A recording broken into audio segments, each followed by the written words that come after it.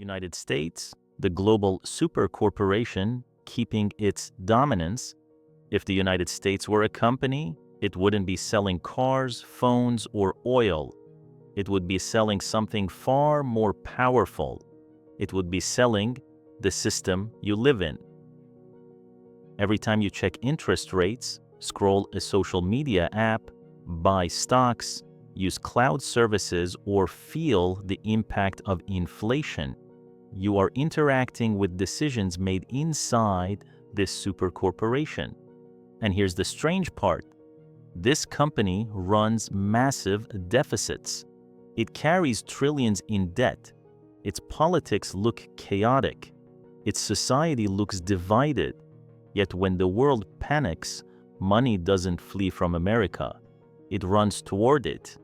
When markets collapse, investors don't ask, "Is America safe?"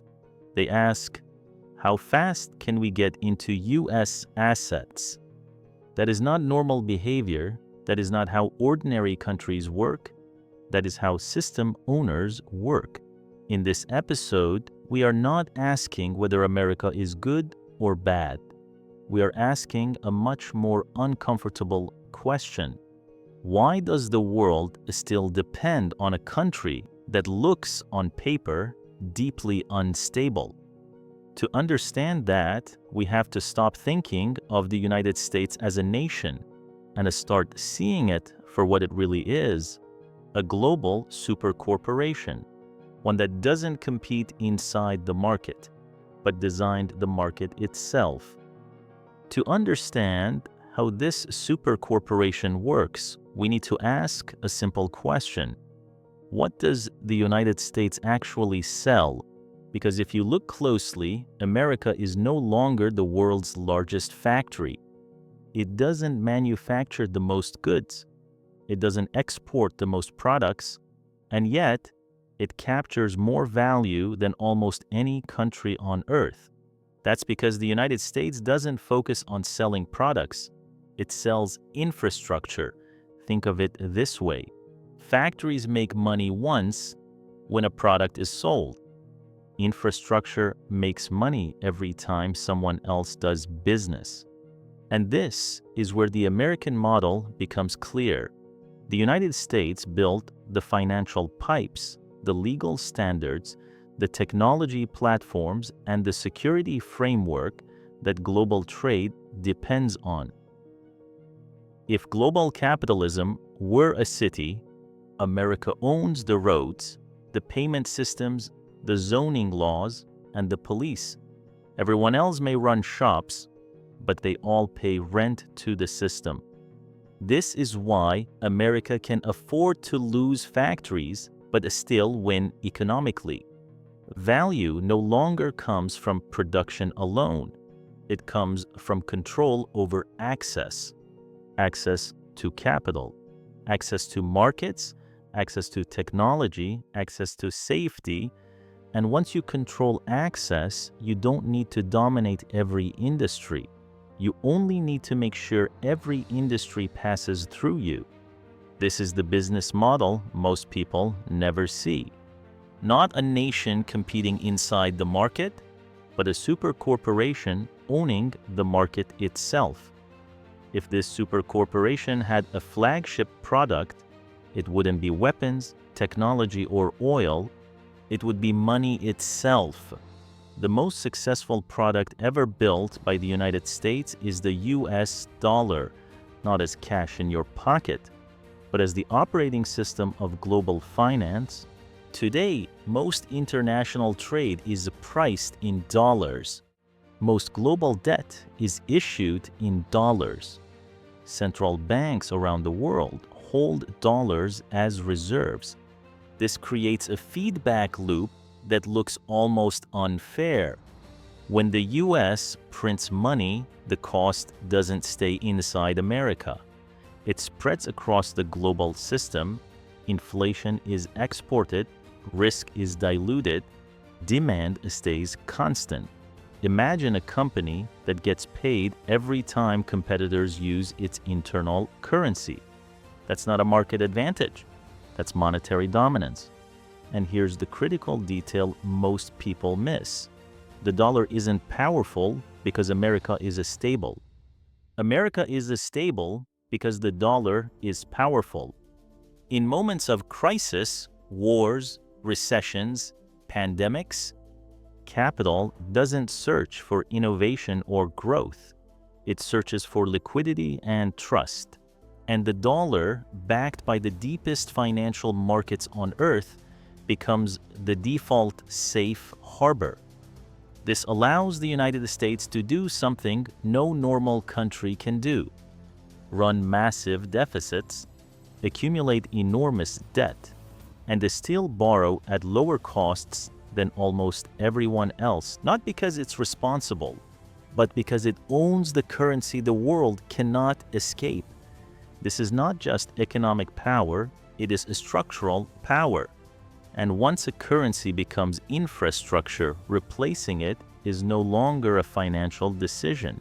It becomes a geopolitical one. If the dollar is the product, then Wall Street is the engine that makes it irresistible. This is where the supercorporation turns global savings into global dependence. Capital from Europe, Asia, the Middle East, pension funds, sovereign wealth, insurance money, all flow toward the same destination, because nowhere else offers this combination: scale, liquidity, legal protection, exit speed. Inside the United States, financial markets are not just places to invest. They are infrastructure for risk. When investors buy U.S. assets, they are not betting on perfect governance. They are buying optional escape. They know that if things go wrong, they can sell instantly. That ability to enter and exit at massive scale is priceless. And this is how America monetizes uncertainty. During the global calm, capital flows in for returns. During global panic, capital flows in for safety.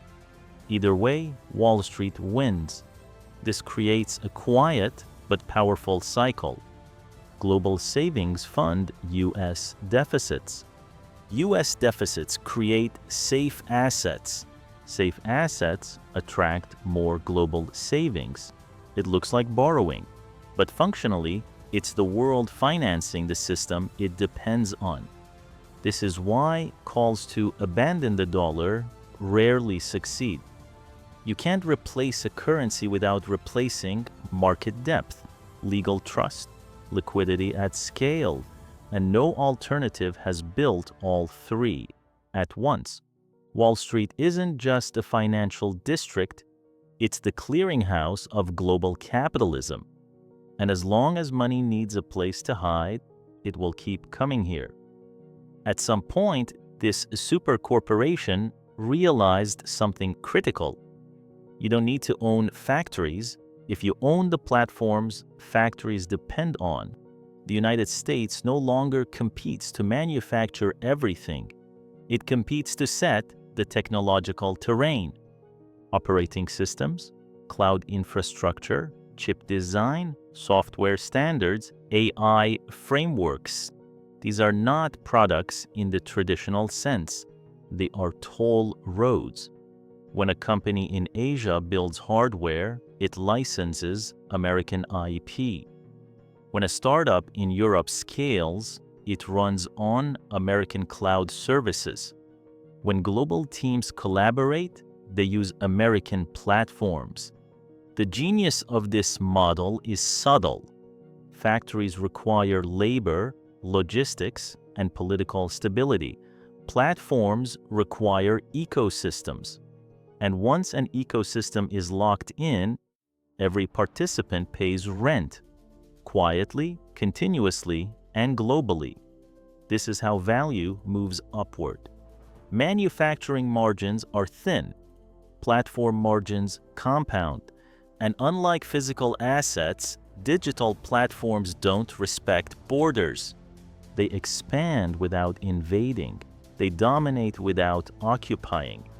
This is why technology has become America's most scalable export. Not because it builds everything, but because everything plugs into it. And once technology becomes infrastructure, opting out stops being a business choice. It becomes a strategic risk. Every global system needs enforcement. And in this super corporation, security isn't a cost center. It's a subscription service. The United States doesn't just defend itself, it provides a stability for others at a scale. Trade routes remain open, sea lanes stay protected, alliances deter disruption. This creates a quiet dependency. When countries integrate into the American-led security framework, they gain protection. But they also align their economies, technologies, and politics around the same system. Security lowers risk. Lower risk attracts capital. Capital reinforces the dollar and financial markets. It's all connected. This is why military power in the modern world isn't just about conflict. It's about credibility. Credibility that contracts will be honored, that borders won't suddenly collapse, that trade can continue tomorrow, and credibility, once established, becomes infrastructure. The brilliance of this model is that others help pay for it. Defense partnerships, weapons exports, base hosting agreements. America supplies the framework, partners share the cost. This isn't empire building in the traditional sense. There are no colonies, just a network. Where opting out increases risk and the staying in feels safer. In corporate terms, this is retention, not forced, but very hard to leave. Power doesn't always look like control. Sometimes it looks like normal. This is where the United States becomes most effective. Not through force or finance, but through a story. The movies people watch, the shows they binge, the music they stream, the language they use at work, the idea of success they imagine. These aren't just cultural exports. They are default settings. When innovation looks like Silicon Valley, when ambition sounds like English, when freedom is framed through American storytelling. The system reinforces itself without instruction. This is narrative power. It doesn't tell you what to think. It shapes what feels familiar, and familiarity lowers friction. It makes American platforms easier to adopt, American standards easier to accept, American leadership easier to tolerate. This is why cultural influence matters more than propaganda. Propaganda demands belief. Narrative demands only exposure. Over time, exposure becomes assumption, and assumption becomes alignment.